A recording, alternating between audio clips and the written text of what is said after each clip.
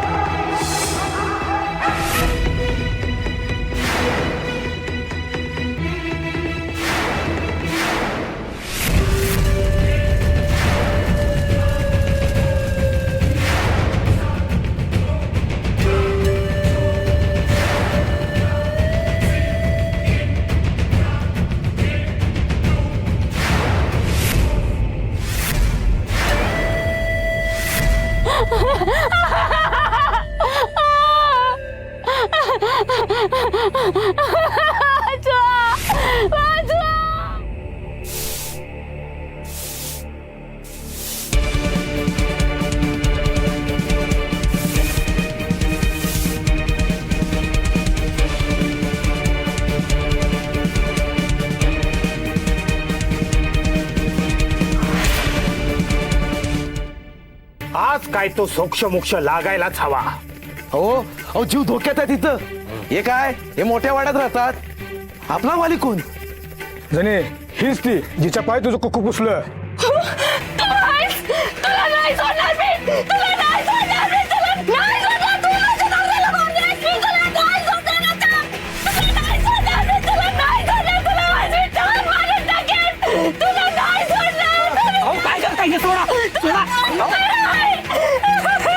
काय करता हे? तू जबाबदार आहेस. तू माझा कुकू पुसलास, माझ्या नवऱ्याला मारलास. आता मी तुझा कुकू पुसणार.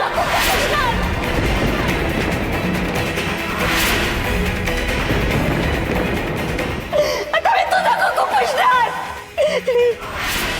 बघ बघ, असं झालं तर चालेल का तुझ्या बरोबर? हो, पण या सगळ्यासाठी तुम्ही सकूला कसे काय दोषी धरता? तीच गेलती ना गोयत. हो येसाजी काका, पण त्यावेळी सकूला माहितीही नव्हतं की ती नरपशूची गुहा आहे म्हणून. पण ती तिथून जाऊन आल्यानंतरच हे सत्र सुरू झालं ना. आधी तुमच्यावर, मग गावावर हल्ले. त्या उकाजीचा जीव घेतला त्या नरपशूने. आमच्या गोळ्या देखत उचलून नेला उकाजीला.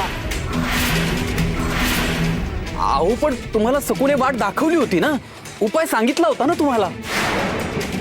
चुकीची वाट होती ती.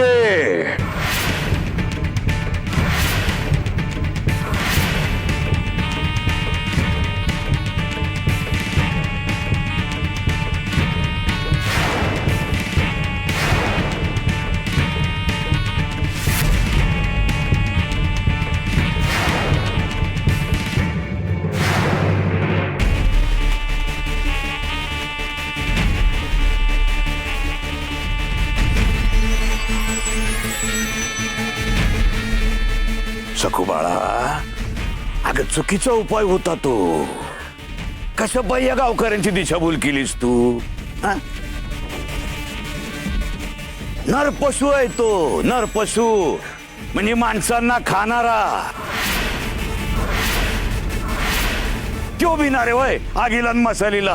काय तू घ्या पुन्हा घे सुरी आणि घाल उरी.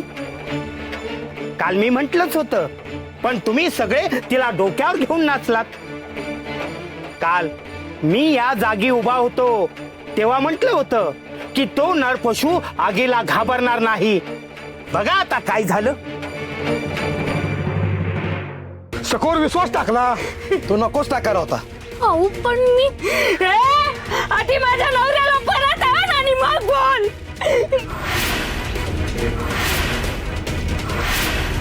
बोल की काहीतरी बोल. बोल की बोल काहीतरी. आता काय झालं बोल की. शांत व्हा, शांत व्हा, समद्यांनी शांत व्हा. मी काय म्हणतो ऐकून घ्या. हे बघ जने, उकाजीचं आयुष्य इथवर होतं असं समजायचं आणि पुढचं कार्य करायचं. आणि तुम्ही समजे निघा आता. आणि ध्यानात असू द्या, आज रातच्याला घराबाहेर पडायचं नाही.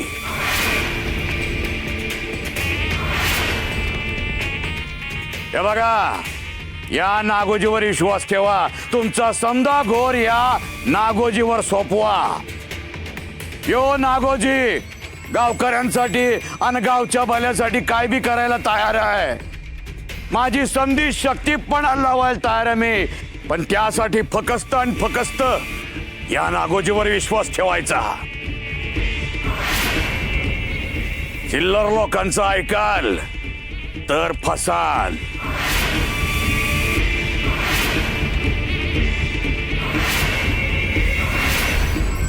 समजताय का? जी बाबाजी. ए चला रे, चला रे, चला जरा.